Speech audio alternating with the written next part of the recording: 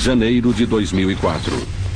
A polícia da Suécia busca um suspeito mascarado que atirou em 2 membros de um grupo cristão a queima-roupa. Estávamos confusos, não tínhamos nenhuma pista, nenhum motivo. Todos na igreja estavam com medo de serem mortos. Era inacreditável o que estava acontecendo. Todo o país logo foi atraído por uma história bizarra de triângulos amorosos, religião e assassinato. Era uma história inacreditável. Foi o maior crime na história da Suécia. Junto com a polícia, há aqueles que registram a investigação de perto, em filme, no papel e em fita. Eles são as primeiras testemunhas do público. Com os seus olhos, eles capturam os capítulos mais sombrios do crime.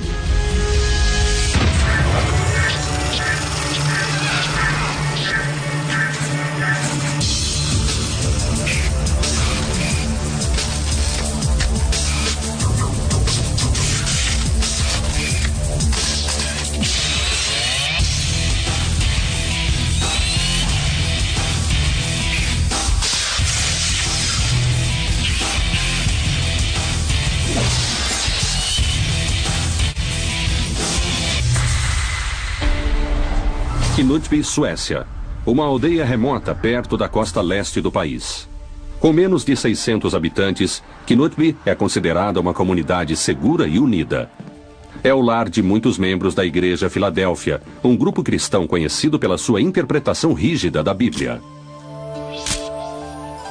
São pessoas comuns, pessoas que acreditam em Deus e que querem viver a vida de acordo com a Bíblia.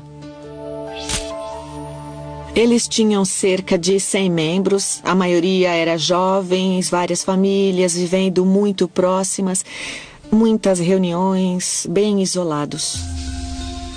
Em 2004, Helgi Fossmo, 32 anos, é um pastor local.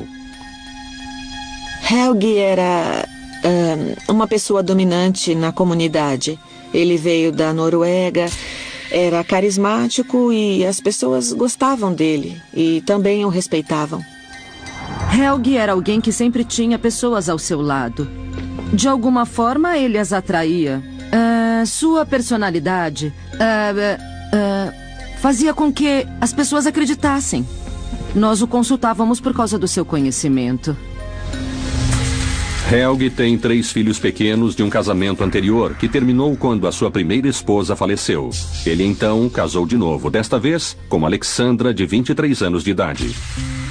Alexandra era uma mulher maravilhosa. Ela sempre me procurava como se eu fosse uma irmã mais velha. As coisas preferidas que ela gostava de fazer eram, na verdade, fazer as crianças felizes. Ela era uma das pessoas mais gentis que eu já conheci.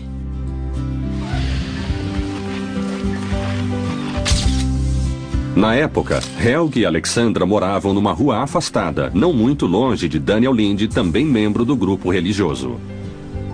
Eles faziam parte da comunidade. Acho que Daniel Linde considerava Helgi Fossmo como um de seus amigos mais próximos na época. Eles se conheciam muito bem. 9 de janeiro de 2004. Uma fria noite de inverno. Helgi e Alexandra vão dormir. No meio da noite, Helgi vai verificar seus filhos e acaba ficando no quarto deles. Helgi Fossmo estava em sua casa, em um dos quartos dos filhos. Um dos meninos tinha acordado naquela noite, então ele estava na cama de um dos meninos. No final da rua, Daniel Linde também está na cama. Pouco depois de 4h30 da madrugada, ele se levanta. Havia alguém batendo em sua porta. Ele estava dormindo, então acordou, destranca a porta e lá estava uma pessoa mascarada, apontando uma arma para ele. Seu primeiro pensamento era que aquilo fosse uma brincadeira. Então ele foi baleado. No peito e no maxilar. Daniel consegue encontrar seu celular e liga para o serviço de emergência local. Quando Daniel ligou, a operadora levou um tempo antes de entender que algo tinha acontecido. Ele estava gaguejando muito e tinha dificuldade em falar, já que tinha levado um tiro direto na boca. Uma ambulância logo chega ao local. Quando estava sendo carregado, Daniel pede a alguém para ligar para o pastor Helge Fossmo. Daniel quer que Helge o acompanhe ao hospital. Helge Fossmo foi chamado à casa de Daniel Linde por uma ligação de um dos membros da congregação. Helge acordou, colocou os sapatos, a sua jaqueta e correu para a casa de Daniel sem avisar a esposa. Depois que a ambulância vai embora, a polícia faz bloqueios de estrada por toda a área, esperando ir no encalço do atirador. O que eles sabiam, no momento, era que estavam procurando por um criminoso bem grande. Falavam de um homem consideravelmente grande, vestido de preto, e foi essa descrição que os policiais nos bloqueios receberam. Ao mesmo tempo, um perímetro é estabelecido ao redor da casa de Daniel Linde. O fotógrafo local, Sven Olof Ahlgren, é um dos primeiros membros da mídia a chegar no caótico local. O que me surpreendeu é que havia muitos policiais. Me pareceu que estavam fortemente armados e que eram das forças especiais, com cães. Momentos depois, amigos vão até a casa de Helge Fossmo para avisar Alexandra que Helge tinha ido com Daniel para o hospital. Eles entram e encontram as crianças ainda dormindo. Alexandra Fossmo, entretanto, está deitada na cama, morta.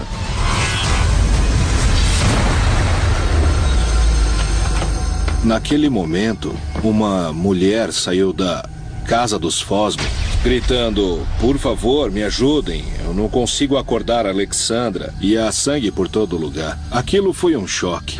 Eu não sabia o que estava acontecendo. O que estava acontecendo lá era muita coisa acontecendo perto da minha casa. Imediatamente, quando eles saíram da casa e informaram que Alexandra tinha sido baleada no andar de cima, o nosso esquadrão tático entrou na casa e fez buscas. Encontramos as crianças da família Fossmo em um quarto.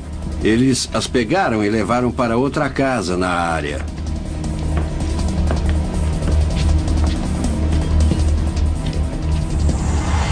O atirador mascarado aparentemente tinha atacado pelo menos 2 vezes na mesma rua. Foi então que comecei a pensar, será que há outras vítimas? Do outro lado da cidade, o pastor Helge Fossmo está falando com os investigadores sobre o ataque de seu vizinho quando é informado sobre a triste descoberta em sua própria casa. Então ele desabou, chorou e demonstrou muita emoção por alguns minutos. Acho que todo mundo estava em choque em Knutby. A irmã de Alexandra, a pastora Assa Valdau, está fora do país quando fica sabendo do tiroteio.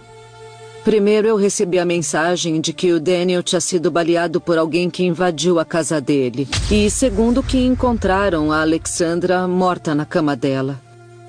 E que, provavelmente, era o mesmo assassino.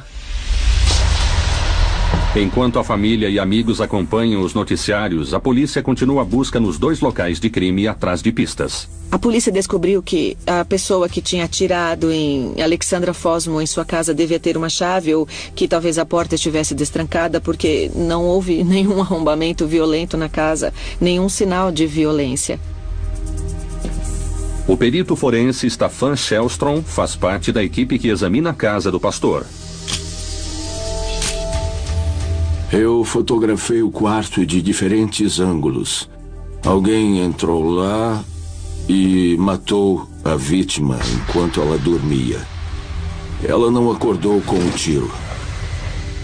Vimos um buraco no travesseiro e dentro dele encontramos uma bala de uma arma calibre 38. Talvez o mais intrigante é a evidência encontrada na neve nas proximidades das 2 casas. Fora da casa de Dani Linde, os policiais encontraram pegadas de uma pessoa. Eles seguiram as pegadas com a ajuda de cães. As pegadas vinham de um lugar na mata. Quando seguiram as pegadas até a sua origem, eles chegaram a um lugar onde encontraram marcas de um carro no chão. Assim, eles assumiram que o atirador tinha ido embora de carro. Dava para ver as pegadas indo do carro para o local do crime e também a ordem em que o criminoso tinha percorrido o caminho. Primeiro, as pegadas levaram à casa de Helge Fossmo, onde ele atirou em Alexandra. Depois, o criminoso sai da casa e de lá vai andando até a casa de Daniel Lind. Fica rodeando a casa e então vai até a frente da casa. A polícia fez moldes das marcas dos pneus, bem como das pegadas. Curiosamente, o tamanho das pegadas parece contradizer a descrição original do atirador. A informação dada à polícia por Daniel Lind era que foi um homem mascarado, então essa foi a teoria da polícia desde o início. As pegadas que eles encontraram na neve eram pequenas, cerca de tamanho 38, mostrando que provavelmente não estavam procurando um homem, mas sim uma mulher. Enquanto a polícia continua a investigar, a notícia de um assassinato na fechada comunidade religiosa se espalha rapidamente. Acho que o público estava interessado neste caso porque era muito incomum. Havia uma aldeia pequena, havia um movimento religioso, uma congregação religiosa. Esse era basicamente o motivo para as pessoas estarem tão interessadas no início. Todos perceberam desde o começo que isto era algo especial, que era um caso especial. Naquela primeira manhã, a polícia tinha poucas pistas com relação à identidade do atirador. A vítima sobrevivente, Daniel Lind, aparentemente não tinha nenhum inimigo conhecido. Daniel Lind não conseguia falar nada desde que chegou ao hospital. Ele teve que escrever suas respostas ou sinalizar com a cabeça. Após interrogar Daniel Lind, a polícia continuou sem pistas. Na verdade, ele não conseguiu dar nenhuma explicação para o tiroteio e parecia não haver nenhuma relação hostil nesta comunidade. E nós estávamos perplexos. Achávamos desde o começo que era muito estranho um único atirador que podia ser uma mulher com algum motivo para sair atirando naquelas duas pessoas. Não havia nenhum sinal ou motivo, não conseguíamos entender. Uma das teorias que foi levantada era que havia inveja dentro da congregação entre os membros. Uma outra teoria era que isto era algum tipo de vingança, talvez de pessoas de fora da congregação. A polícia agora sabe que o assassino foi primeiro à casa de Helge, depois para a de Daniel Lind. Embora Helge estivesse no quarto das crianças, a polícia acha estranho ele não ter ouvido sua esposa sendo baleada, principalmente porque ele foi acordado por um celular minutos depois. Helge alegou que estava dormindo durante o tiroteio e não ouviu nenhum tiro. Ele está acostumado com o toque do celular quando há membros da congregação precisando de ajuda ou precisam conversar com ele. Essa foi a explicação de por que ele foi acordado pelo celular e não acordou com os tiros. A polícia logo vai conseguir sua primeira importante pista no caso e descobre que crenças religiosas podem ter sido um motivo-chave por trás do ataque. Janeiro de 2004, a polícia na aldeia sueca de Knutby está investigando um crime chocante. Um suspeito mascarado assassinou Alexandra Fossmo, a esposa de um proeminente pastor. Momentos depois, o atirador tentou matar um vizinho, Daniel Lind. O crime abalou muito a tranquila comunidade religiosa.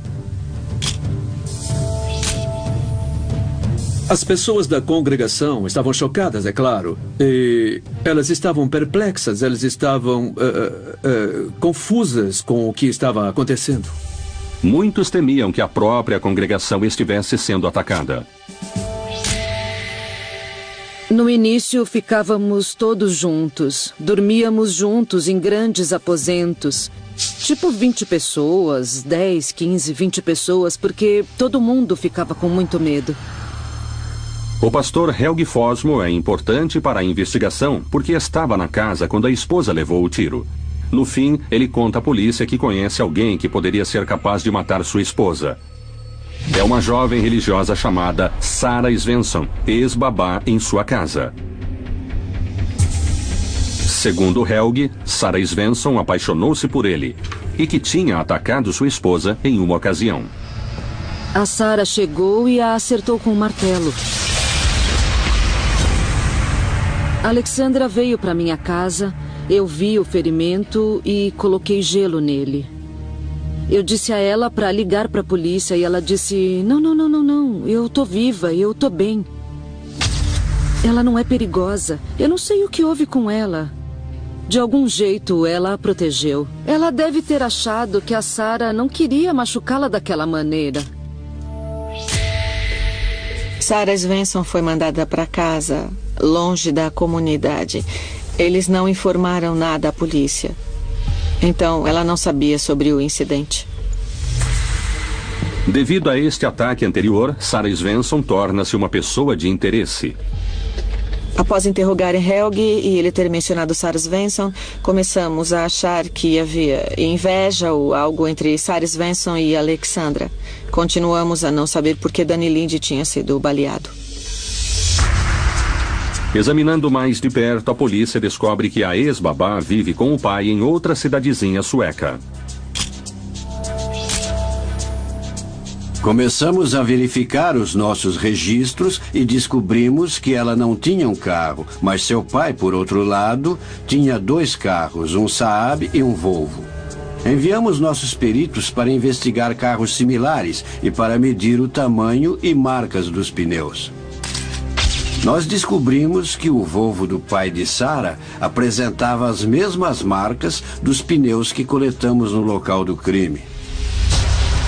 Aumentando as suspeitas, a polícia notou em seus registros que Sarah Svensson tinha passado por um dos bloqueios pouco depois do ataque. Na hora, entretanto, ainda se acreditava que o atirador mascarado fosse um homem. Eles pararam o primeiro carro, se aproximaram e era um Volvo. O motorista era uma mulher. Eles se identificaram como sendo policiais e pediram para ver a habilitação de motorista. Os policiais notaram que era uma jovem bonita que estava indo para a casa de seu pai. Eles desejaram uma viagem segura, disseram para ela dirigir com cuidado e a deixaram passar pelo bloqueio. Em 11 de janeiro, um dia depois do tiroteio, Sarah Svensson é detida para interrogatório sob suspeita de homicídio e tentativa de homicídio. Sarah Svensson era certamente uma suspeita estranha. Ela era bem educada, ela era jovem. E esse tipo de crime, em que há um tiroteio e um homicídio a sangue frio, é muito raramente cometido por uma mulher. Embora fosse uma assassina improvável, Sarah decide encerrar o mistério quando, de repente, confessa o crime. Ela alega que comprou uma arma e um silenciador caseiro de uma conexão clandestina em Estocolmo. Na manhã do crime, ela estaciona perto da floresta, coloca uma meia preta na cabeça e vai para a casa dos Fosmo, primeiro atirando em Alexandra na cama. Como o silenciador caseiro não funcionou direito, ela usou um travesseiro para abafar a arma quando atirou em Daniel Lind.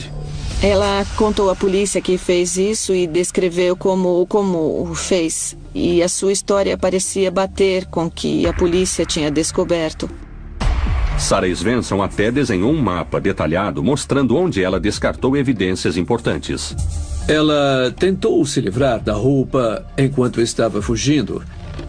Ela foi jogando em latas de lixo em diferentes lugares quando estava dirigindo para fora de Knutby. Sarah Svensson jogou a arma da Ponte Urdon na água. Enquanto os mergulhadores procuram a arma, a polícia facilmente recupera os outros itens descartados em sua rota de fuga, incluindo o silenciador caseiro e os sapatos que a ligavam ao local do crime. Quando os sapatos dela foram recuperados, pudemos compará-los com as pegadas que tínhamos e o tamanho e desenho eram compatíveis. Mas apesar da confissão, Sarah disse pouco sobre o motivo de ter atacado as duas vítimas. A polícia suspeita de inveja no homicídio de Alexandra Fosmo, mas não vê nenhum motivo para Sarah querer atirar em Daniel Lind. ela acabou não revelando nada sobre os motivos. Também curioso é o fato de ela repetidamente insistir que agiu sozinha. Sarah Svensson foi, desde o começo, muito, assim, insistente em dizer que era a única pessoa envolvida naquele tiroteio. Ela disse à polícia que fez aquilo sozinha, que não havia ninguém mais envolvido naquilo. Isso, é claro, deixou a polícia desconfiada. Informados da detenção, os membros da igreja local também suspeitam que Sarah Svensson pode ter sido ajudada no crime. Naquele momento, todo mundo estava chocado. Mas também sentíamos que não seria possível ela estar sozinha naquilo. Estávamos com medo de que pudesse haver alguém mais, escondido no mato, só esperando para matar mais um de nós. Todos na igreja tinham medo de ser mortos. Podia ser possível que fosse um ataque à nossa igreja. A gente tinha esse pensamento maluco. Era tão inacreditável o que estava acontecendo. Daniel Linde se recupera no hospital. E depois de oferecer uma pista importante para a polícia, o pastor Helge Fosmo lamenta a perda de sua esposa com a ajuda da congregação. Ele estava chorando e nós, em família, reunidos na dor. Porém, a investigação tem uma reviravolta bizarra. Em interrogatórios subsequentes, Sarah Svensson finalmente revela mais sobre os seus motivos. Ela explica que, ao atirar nas duas vítimas, estava seguindo ordens de Deus. Ela contou à polícia que estava ouvindo a voz de Deus dizendo para ela fazer aquelas coisas. Ainda mais curioso, ela alega que as ordens vinham na forma de mensagens de texto. Sarah Svensson contou para a polícia que ela recebia a informação de Deus pelo celular dela para matar Alexandra e para matar Daniel.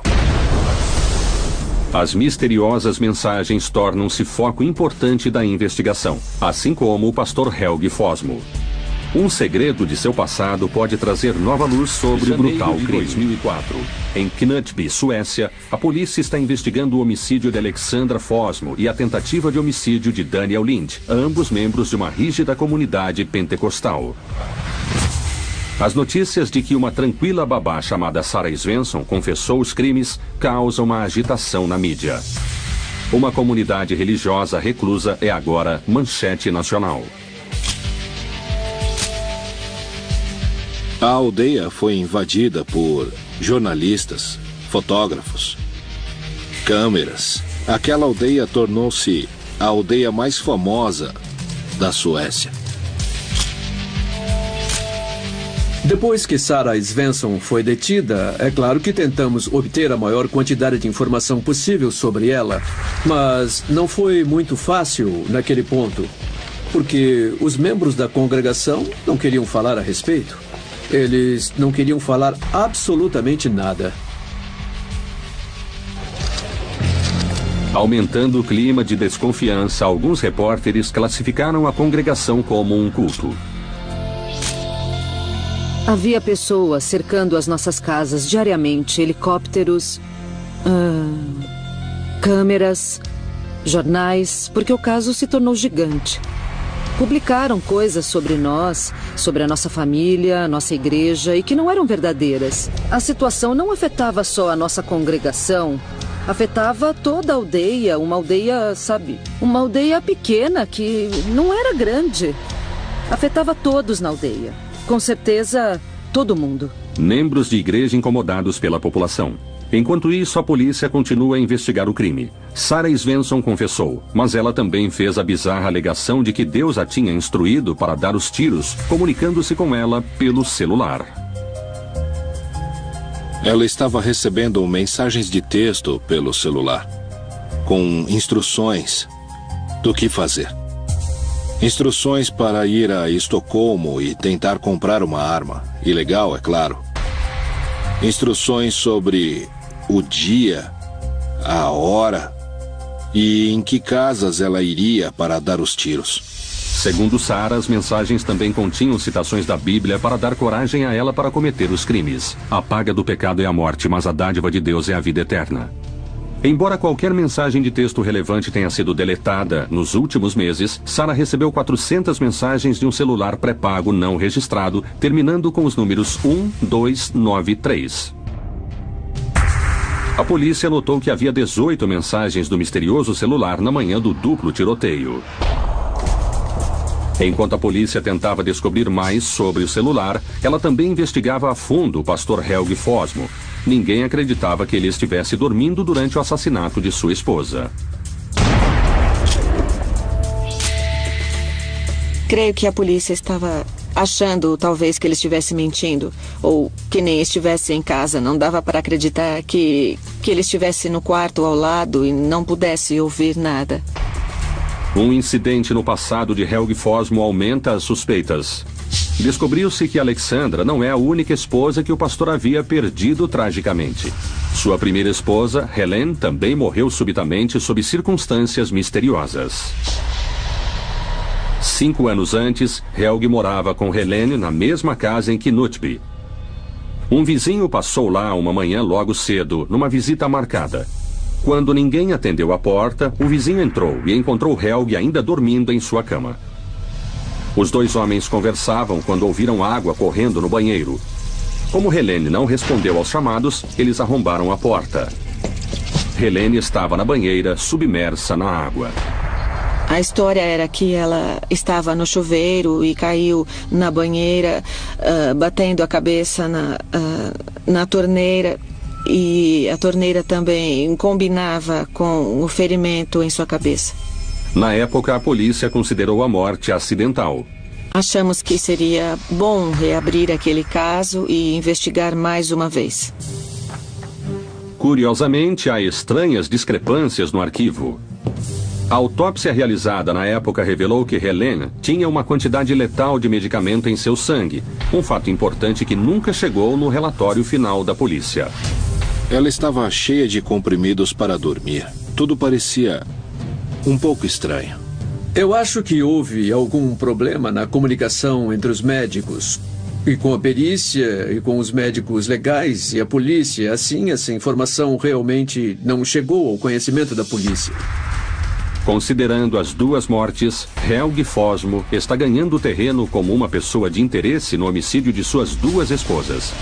Um importante avanço com relação às misteriosas mensagens de texto abre caminho para a investigação. Janeiro de 2004. Em Knutby, Suécia, uma babá chamada Sarah Svensson confessou ter tentado matar Daniel Linde e de ter matado Alexandra Fossmo. Mas a polícia acredita agora que ela não agiu sozinha. Uma pista para a investigação é a alegação bizarra de Sarah de que recebia mensagens de Deus incitando-a a cometer o crime. Foi muito difícil para os interrogadores convencer Sarah Svensson de que as mensagens não eram de Deus, que deviam ser de outra pessoa. Em meados de janeiro, há alguns avanços importantes. Apesar de Sarah ter apagado as mensagens de texto relevantes, a polícia identificou o número do celular pré-pago que possivelmente as enviou, referindo-se a ele como celular S na investigação. Como os celulares se comunicam enviando sinais para as torres de celulares próximas, é possível identificar a localização geral de um celular em qualquer ponto. Embora o misterioso celular S parece ter residido principalmente em Knutby, em algumas poucas ocasiões, o seu sinal sugeria viagens de estrada para outras partes da Suécia. Em mais de uma ocasião, o celular S seguiu o exato itinerário de viagem do pastor Helge Fossmo, já suspeito de ser um possível cúmplice no assassinato de sua própria esposa. O celular S também parece acompanhar as atividades do celular conhecido e registrado de Helge. Vimos na lista de celulares que este em especial, o pré-pago, estava junto com o de Helge, estavam bem perto um do outro. O celular normal de Helge e este celular X. Ele devia conhecer este celular. Quando mostraram as evidências de que Helge estava por trás das mensagens, Sarah parece genuinamente chocada. Ela achou difícil de acreditar que ele estivesse envolvido, que ele estivesse enviando as mensagens. Ela teve dificuldade em aceitar isso no início. Ela realmente acreditava que recebia as mensagens de Deus. Sentindo-se traída, Sarah começa a revelar mais informações sobre o seu relacionamento com o pastor. Ela admite que teve um longo romance com Helge Fosmo enquanto morou em sua casa como a babá da família. Por vezes ele falava sobre como Deus poderia decidir que era hora de sua esposa Alexandra morrer. Ele até sugeriu que Sarah poderia ser chamada para agir como um instrumento de Deus. Helge perguntou a Sarah um ano antes se ela mataria um ser humano. E ela respondeu que não. Isso foi no verão. No outono de 2003, ele perguntou de novo se mataria alguém. Mas ela disse que não. Então, ele perguntou se fosse a vontade de Deus, se ela mataria. E ela respondeu que sim, talvez. Embora a polícia ainda não tivesse evidência concreta sobre o conteúdo das mensagens de texto, agora acreditam que Helge se passou por Deus, instruindo Sarah Svensson para matar Alexandra. Mas por que Sarah foi enviada depois para matar o vizinho de Helge, Daniel Lind? 21 de janeiro. Ainda temendo haver uma conspiração maior em andamento, a polícia instala grampos em vários telefones da congregação. Por meio dos grampos, a polícia faz uma surpreendente descoberta. O pastor Helge Fosmo também parece estar romanticamente envolvido com outra mulher chamada Annette Lind. Annette Lind era a esposa abandonada de seu vizinho Daniel Lind, a outra vítima no duplo tiroteio. A polícia chama Helge e Annette para interrogatório, esperando obter conversas telefônicas reveladoras entre os dois posteriormente. Quase que imediatamente após terem sido interrogados, eles pegam seus celulares e ligam um para o outro. E a polícia, é claro, tinha grampeado esta ligação. Então foram para a sala de escuta depois do interrogatório para ouvir as ligações. A conversa, na verdade, era sobre o último interrogatório. Se as perguntas tinham sido difíceis de responder, se a polícia tinha sido dura, depois declararam que apoiariam um ao outro e que se amavam. Essas ligações ofereceram à polícia todos os motivos. Agora parece claro que, além de ter um caso com sua babá Sarah, o pastor Helge Fosmo também estava envolvido com a esposa de seu vizinho, Annette. Persuadindo Sarah a matar sua esposa e o marido de Annette, Helge poderia eliminar todos os obstáculos para ele e Annette ficarem juntos sem ter de cometer o crime. Em 21 de janeiro de 2004, a polícia conduz uma ampla batida em Knutby, fazendo buscas em casas e veículos, apreendendo computadores e celulares. O pastor Helge Fosmo e Annette Lind são detidos. Achamos que ela tivesse informação sobre esse tiroteio e que talvez tivesse participado no planejamento disso. Comecei a coletiva de imprensa fazendo um anúncio que estas duas pessoas foram detidas para interrogatório, que elas eram suspeitas, que tínhamos descoberto que eles tinham um relacionamento e que a polícia via um motivo para os tiroteios. O que inicialmente parecia um ato louco de inveja de uma mulher, agora parece uma conspiração mais ampla envolvendo dois diferentes triângulos amorosos. Houve realmente um silêncio na sala. Eu acho que foi uma grande surpresa para quase todo mundo presente. Muitos na congregação acharam difícil de acreditar que o pastor Helge Fosmo estava envolvido num caso, muito menos num homicídio. No início, todos achamos que isso estava errado. Todos nós o protegemos. Não era possível, ele não podia ter feito aquilo. Ao mesmo tempo, a polícia ainda não tem evidência física concreta implicando Helge Fosmo ou Annette Lind aos tiroteios realizados por Sarah Svensson. Mas uma descoberta forense envolvendo o celular de Sarah logo daria tudo o que eles precisavam. 28 de janeiro de 2004. Na Suécia, o pastor Helge Fosmo e sua amante Annette Lind foram detidos pelo homicídio e tentativa de homicídio de seus cônjuges. Embora nenhum deles tivesse puxado o gatilho, a polícia acredita que o pastor se passou por Deus por mensagens de texto para convencer uma jovem religiosa chamada Sarah Svensson para cometer os crimes. O investigador Lee Fitzpumble está no comando do interrogatório do proeminente pastor após a sua prisão. Fui até a cela onde ele estava e o levei para a sala de interrogatório. E o seu advogado também estava presente e ficamos sentados na sala. Minha primeira impressão foi de que ele era um pregador. Estava sentado de costas retas. Dava a impressão que dizia: sou um pastor e eu não cometi este crime. Embora Helge negasse qualquer participação na morte de sua esposa, ele admite ter casos com Sarah Svensson e Annette Lind. Às vezes, ele encontrava as duas mulheres sob o mesmo teto de sua esposa. Quando Alexandra estava dormindo, Annette vinha para a casa deles e os dois ficavam juntos. Mas a Sarah também estava dormindo lá. Depois que a Annette ia embora, a Helge descia e chamava: Sarah, pode subir agora. Diante da evidência, Helge também é forçado a admitir ser o dono do misterioso celular S, o celular em constante contato com a assassina Sarah Svensson. Mas ele nega ter enviado à sua ex-babá religiosas mensagens de texto incitando-a a cometer o crime. Esperando provar o contrário, a polícia submete o celular de Sarah a especialistas em recuperar dados numa firma particular em Uppsala. Quando você deleta qualquer coisa de seu celular, você pode até não conseguir ler, mas é possível recuperar a informação porque não é gravado por cima. Você até pode recuperá-la. O celular não tem nenhuma mensagem armazenada na sua memória interna, mas tem espaço para até 20 mensagens no seu cartão SIM.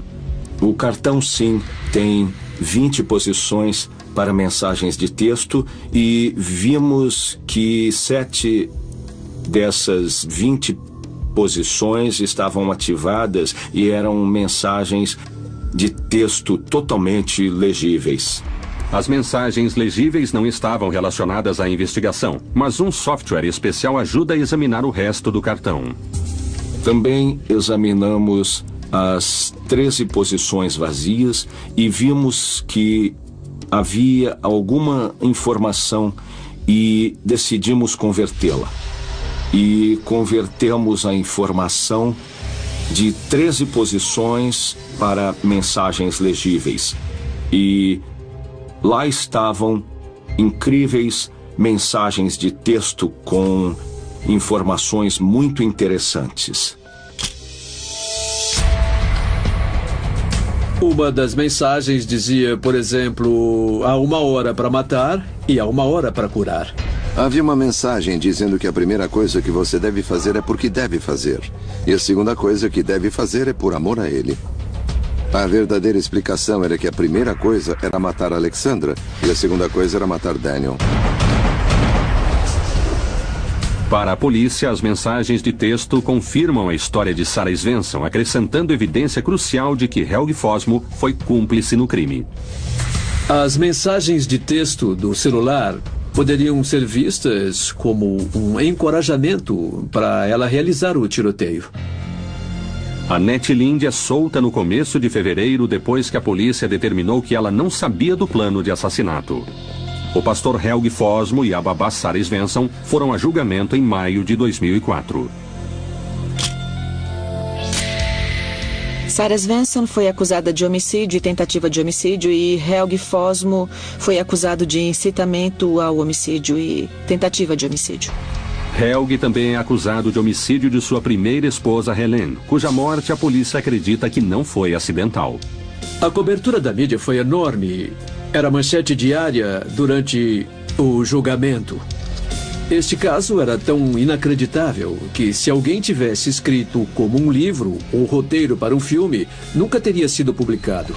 Seria considerado irreal e estranho demais, saído do nada. Mas era realmente o que tinha acontecido. O mais importante era a história de Sarah Svensson, que parecia correta em cada detalhe, e essas mensagens de texto que vieram do celular dele para o dela e que só poderiam significar o encorajamento para ela fazer isso, atirar naquelas pessoas. Um momento central no julgamento foi quando Sarah Svensson contou a sua história. Foi um momento, assim, muito comovente. Ela estava sob muita pressão, podemos dizer. Ela teve dificuldade em contar. Ela foi interrogada por cerca de 7 horas naquele dia no tribunal. E ela estava mais ou menos contando a história do primeiro dia que chegou a Knutby até o tiroteio em janeiro.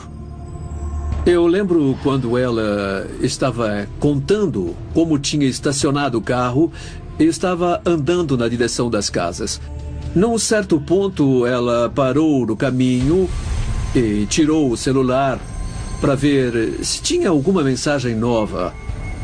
Ela esperava que a mensagem dissesse a ela para parar. Foi realmente quando me dei conta de que toda aquela história era absurda. Ali estava uma mulher de 26 anos, olhando para o celular dela, esperando para ver uma mensagem para ela não matar. Apesar de Helge declarar sua inocência, a promotoria pinta um retrato vívido de um homem que usou sua autoridade religiosa para seduzir e fazer lavagem cerebral numa jovem e, no fim, convencendo-a a cometer os crimes. Eu acho que Helga controlou Sarah, dizendo que era a vontade de Deus. E como ela confiava em Helga, como sendo um homem de Deus, ela acreditava mais nas suas palavras do que acreditava no que era certo. Ele a fez acreditar que era a vontade de Deus que ela atirasse em Alexandra. Para mim, que sou religiosa, é a pior coisa que se pode fazer usando o nome de Deus, dessa forma tão horrível. Para minar mais ainda a afirmação de inocência de Helge, membros do tribunal são levados à casa dos Fosmo para uma recriação da manhã do crime. Bom, o tribunal foi levado para a casa dos Fosmo e para o quarto das crianças, onde Helge Fosmo disse estar dormindo durante o tiroteio. Havia um policial naquele quarto onde Alexandra foi baleada. Ele estava segurando o mesmo tipo de arma que Sarah Svensson usou. Ele ia atirar num balde de areia e papel grosso. Quando o tiro foi dado, podíamos afirmar com toda certeza que foi ouvido pela casa toda. Eu teria sido acordado se alguém tivesse atirado. Helge Fosmo é considerado culpado de incitação no homicídio e tentativa de homicídio de sua esposa Alexandra e de seu vizinho Daniel Lind. Mas devido à insuficiência de provas, ele é considerado inocente de matar sua primeira esposa Helene. Ele é condenado à prisão perpétua. Pela personalidade de Helga, ele precisava estar no controle.